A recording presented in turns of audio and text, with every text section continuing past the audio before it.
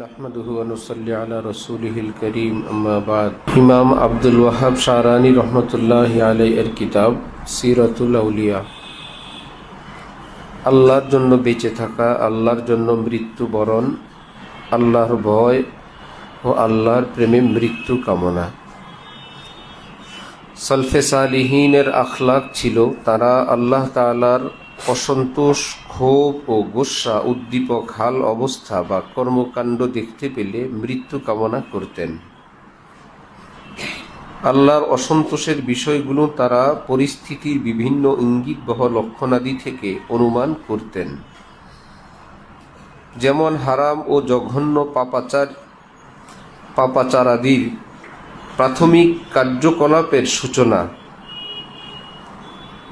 আবেস গিফারি রহমতুল্লাহি আলাইহি প্লেগ আক্রান্ত পরিস্থিতিতে বারংবার বলতেন, হে প্লেগ, আমাকে উঠিয়ে নে। এতে তার এক চাচাতো ভাই তাকে বললেন, হে আবেস, এমন কথা তুমি কিরূপে উচ্চারণ করতে পারো, অথচ তুমি শুনেছ রাসূলুল্লাহ সাল্লাল্লাহু আলাইহি ওয়াসাল্লাম বলেছেন, লা ইয়াতামান্না আহাদুকুমুল মাউতা ফাইন্নাহু ইনকিতাউন লিআমালিহি।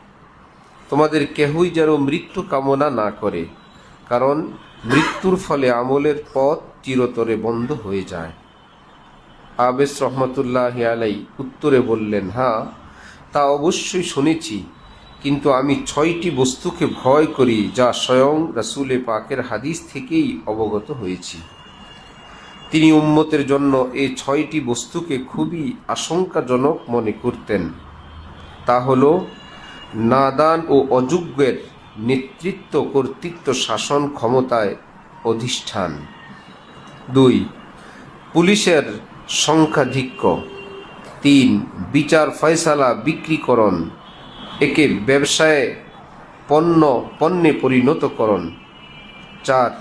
আত্মীয়তার বন্ধন ছিন্ন করা। 5. হত্যাকর্মকে মামুলি ও তুচ্ছ জ্ঞান করা। 6. এক শ্রেণীর নবযুগীয় মানুষ কর্তৃক পবিত্র কোরআনকে গানে পরিণত করা। গানের সুরে কোরআন শ্রবণকল্পে তারা ওই ধরনের দ্বীনি জ্ঞান বুঝহীন আরেক শ্রেণীর লোকদেরকে নামাজের ইমাম বানাবে। হযরত আবু হুরায়রা রাদিয়াল্লাহু তাআলা আনহু বলেন, যেই জমানা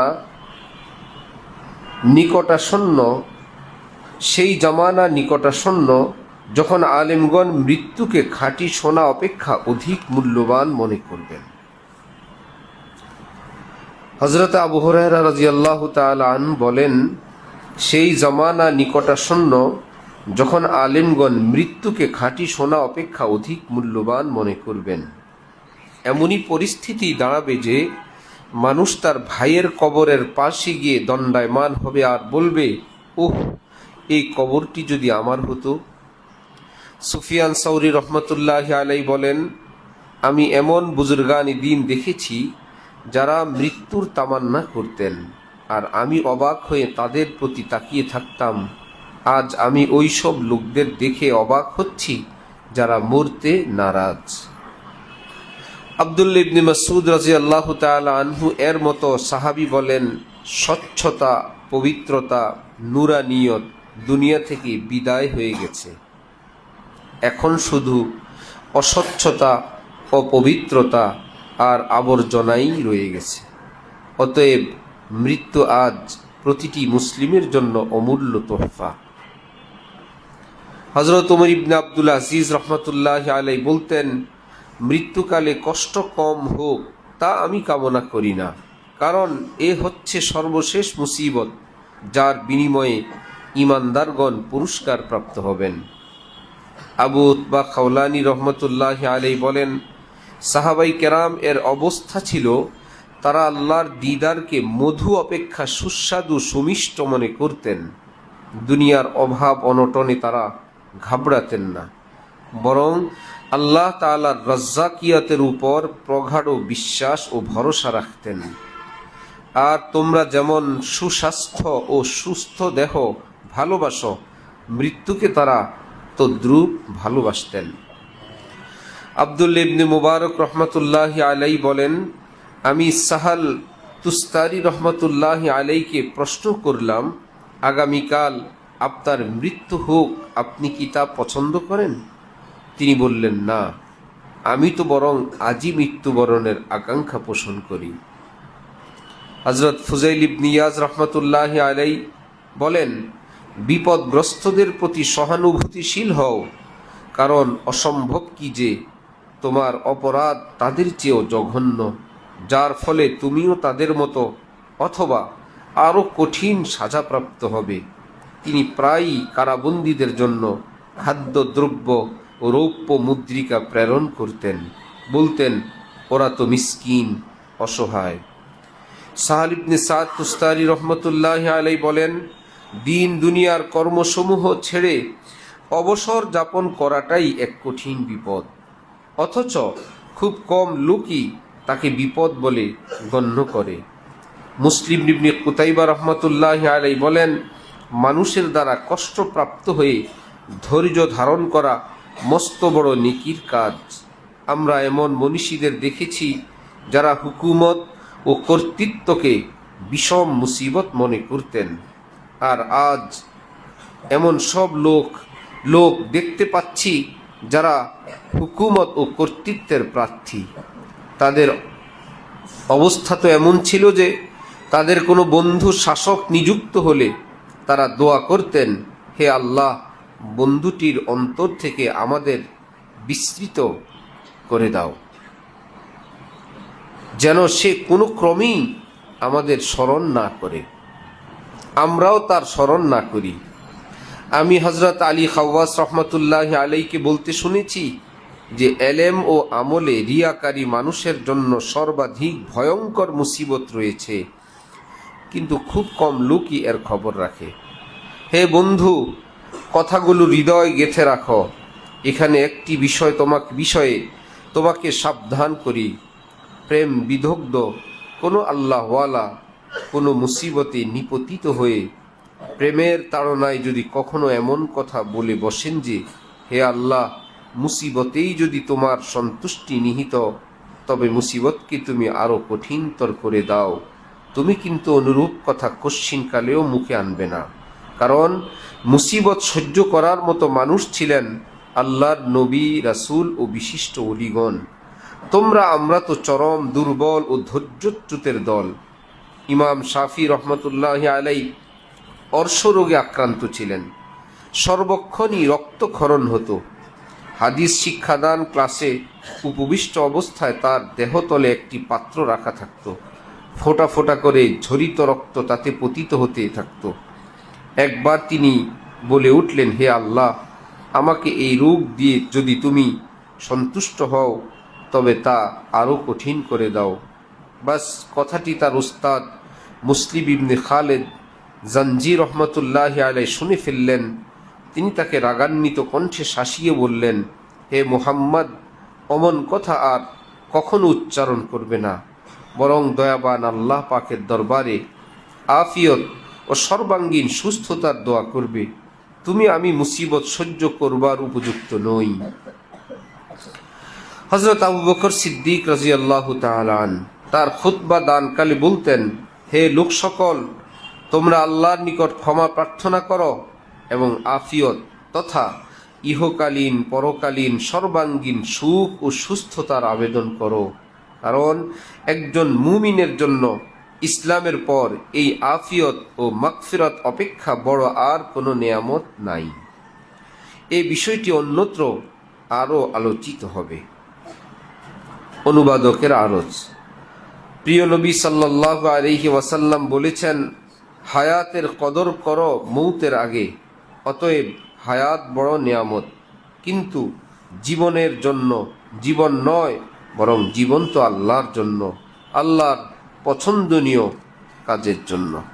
আলহামদুলিল্লাহি রাব্বিল আলামিন। সর্বাবস্থায় অন্তরে আল্লাহ ভীতি, গুনাহ থেকে বাঁচার ফিকির ও প্রচেষ্টা, গুনাহের দরুন এস্ততা অনুতপ্ততা, গুরুত্ব সহকারে তওবা, ইস্তেগফার ও কান্নাকাটি।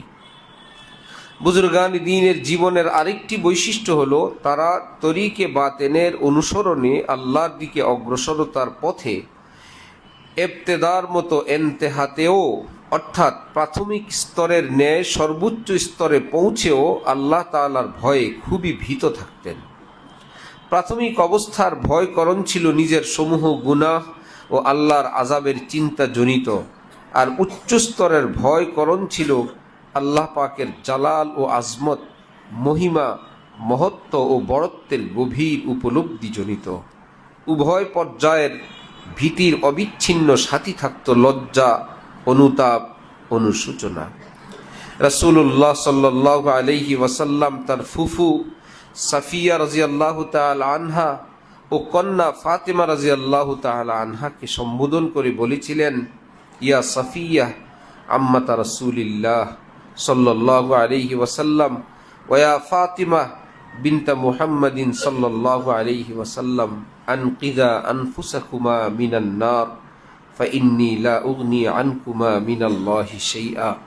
হে আল্লাহর রাসূলের ফুফু সাফিয়া, হে মুহাম্মদ তনয়া ফাতেমা, তোমরা নিজেরাই নিজেদেরকে জাহান্নাম থেকে রক্ষা করো, কারণ আমি কিন্তু তোমাদেরকে আল্লাহর আযাব হতে মুক্ত করার কোনোই ক্ষমতা রাখি না। একটি হাদিসে আছে, নেকি পুরানো হয় না, গুনাহ অন্তর হতে সমূলে উৎপাটিত হয় না, ন্যায়পরায়ণ ধ্বংস ও নিপাত হয় না। অতএব যার যা খুশি তাই করতে পারো, যেমন কর্ম তেমন ফলই ভোগ করতে হবে। আবু সাঈদ খুদরি রাদিয়াল্লাহু তাআলা আনহু বলেন, চারটি কাজ মাত্রাতিরিক্ত করলে ধ্বংস অনিবার্য: স্ত্রী সহবাস, শিকার করা, জুয়া, গুনাহ। আবু তুরাব নকশবী রহমতুল্লাহ আলাইহি বলেন, মানুষ যখন গুনাহ ত্যাগ করে ও গুনাহ মুক্ত থাকার পরিপুক্ত সংকল্প করে তখন চার দিক থেকে আল্লাহর মদদ আরম্ভ হয়ে যায়। অন্তর অন্ধকারাচ্ছন্ন থাকার তিনটি আলামত রয়েছে। এক, গুনাহের পর অন্তরে ভীতি সঞ্চারিত না হওয়া। অন্তর অন্ধকারাচ্ছন্ন থাকার আলামত তিনটি। এক, গুনাহের পর অন্তরে ভীতি সঞ্চারিত না হওয়া। দুই, আল্লাহর আনুগত্য ও ইবাদতের প্রতি অন্তরের অনাকর্ষণ, কোনো প্রকার আকর্ষণ না থাকা। দুই, ওয়াজ নসিহত দ্বারা অন্তরে কোনো প্রভাব ও পরিবর্তন সূচিত না হওয়া। আবু মুহাম্মদ মারওয়াজি রহমতুল্লাহ আলাইহি বলেছেন, ইবলিস অভিশপ্ত হয়েছে পাঁচটি কারণে। এক, সে নিজের অপরাধ স্বীকার করেনি। দুই, অপরাধের জন্য অনুতপ্তও হয়নি। তিন, নিজেকে মালামত ও ধিক্কারও দেয়নি। চার, তওবা ইস্তেগফারও করেনি। পাঁচ, আল্লাহর রহমত থেকে সে নিরাশ হয়েছিল। আর হযরত আদম আলাইহিস সালাম এর অবস্থা ছিল এর সম্পূর্ণ বিপরীত। তিনিও পাঁচটি গুণের ফলে সৌভাগ্যবান ও রহমত প্রাপ্ত হয়েছেন। এক, তিনি তার অপরাধ স্বীকার করেছেন। দুই, অপরাধের জন্য লজ্জিত অনুতপ্ত হয়েছেন। তিন, স্বীয় নফসকে ধিক্কার দিয়েছেন। চার, অবিলম্বে তওবা ও ইস্তেগফার করেছেন। পাঁচ, আল্লাহর রহমত থেকে নিরাশ না হয়ে বরং আশাবাদী হয়েছেন। হযরত হাতিমে আসাম রহমতুল্লাহ আলাইহি বলেন, যদি তুমি কোনো গুনাহ করে ফেলো তবে তাড়াতাড়ি তওবা করো। লোকদের সম্মুখে গুনাহের অজুহাত বর্ণনা করতে যেও না, কারণ লোক সমক্ষে গুনাহের অজুহাত বা কারণ দর্শানো গুনাহ অপেক্ষা জঘন্য কাজ। আহমদ ইবনে হারব রহমতুল্লাহ আলাইহি বলতেন, গুনাহকারীর তওবার সুযোগ কি এখনো হয়নি, অথচ গুনাহ তার আমলনামায় লিপিবদ্ধ আছে। কাল কবরের ভিতর এজন্য তাকে আযাব দেওয়া হবে, আর ফেরেশতারা তাকে আগুনের দিকে টেনে নিয়ে যেতে থাকবে। জাফর ইবনে মুহাম্মদ রহমতুল্লাহ আলাইহি বলেন, আল্লাহ যাকে পাপের অপমান থেকে মুক্ত করেছেন তাকে যেন সম্পদ ছাড়াই ধনী, গোত্রবল জনবল ছাড়াই সবল, সম্মানিত, প্রভাবশালী এবং কারো সহযোগিতা ছাড়াই মদত পুষ্ট করে দিলেন। ইয়াহিয়া বিন মুআজ রহমতুল্লাহি আলাইহি বলেন, গুনাহ থেকে যত বেশি মুক্ত থাকবে অন্তরের স্বচ্ছতা নূরান্নিয়ত ততই বাড়বে। হাসান বসরি রহমতুল্লাহি আলাইহি বলেন, রোজা ও এবাদতে রাত্রি জাগরণের দ্বারা অন্তরে যদি প্রফুল্লতা অনুভূত না হয় তবে তা গুনাহের অতলান্তে ডুবন্ত থাকারই আলামত। মুহাম্মদ ইবনে ওয়াসি রহমতুল্লাহি আলাইহি বলতেন, আমি তো পাপের অতল তলে ডুবে গেছি, তোমরা যদি আমার পাপের দুর্গন্ধ টের পাও তবে কিছুতেই আমার কাছে আগমন করবে না। কাবি আহবার রহমতুল্লাহি আলাইহি কোরআনের আয়াত ইন্না ইব্রাহিম আল আওয়াহুল হালিম, ইব্রাহিম আলাইহিস সালাম ছিলেন অত্যন্ত বিগলিত প্রাণ, নরম দিল ও অত্যন্ত সহনশীল। এর ব্যাখ্যা করে বলেন যে হযরত ইব্রাহিম আলাইহিস সালাম বলতেন, আমি অগ্নিতে নিক্ষিপ্ত হবার আগেও ক্রন্দনরত এবং যেদিন যে কোনো ক্রন্দন রোদন নিষ্ফল হবে সেদিন আগমনের আগ পর্যন্ত এভাবেই কাঁদতে থাকব। হাসান বসরি রহমতুল্লাহি আলাইহি বলেন, আল্লাহ তাআলা নাফরমানদের দুনিয়া ও আখেরাতে লাঞ্ছিত অপমানিত করতে ওয়াদাবদ্ধ হয়েছেন।